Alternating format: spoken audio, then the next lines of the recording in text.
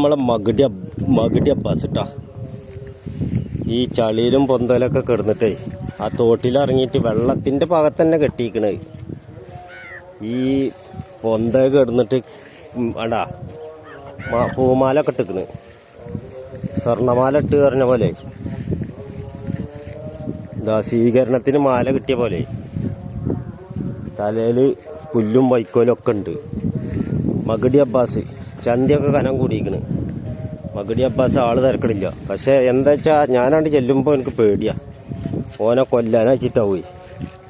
അപ്പോൾ നമ്മൾ എനിക്ക് തൗടായിട്ട് വന്നിട്ടുണ്ട്. എന്നും ഈ നേരമാകുമ്പോൾ നമ്മൾ തൗട് കൊടുക്കും. ഒരു 5:30-6 മണിയുടെ ഉള്ളിൽ എന്നും എനിക്ക് നമ്മൾ തൗട് കൊടുക്കും. അപ്പോൾ എന്നും കൊടുക്കണ പോലെ തൗട് കൊടുത്തിട്ടുണ്ട്. കുഴപ്പമില്ലാത്ത രൂപത്തിൽ പോത്ത് കൊടുന്നതിനെക്കാട്ടിയും ഒരുപാട് മെച്ചത്തിലേക്ക് വന്നിട്ടുണ്ട് പോത്ത്. നമ്മളെ വീഡിയോ കാണുന്നവരൊന്ന് സബ്സ്ക്രൈബ് ചെയ്യുക, ലൈക്ക് ചെയ്യുക, ബെല്ലും ബ്രേക്കൊന്ന് കയറി അമർത്തി കൊടുക്കുക.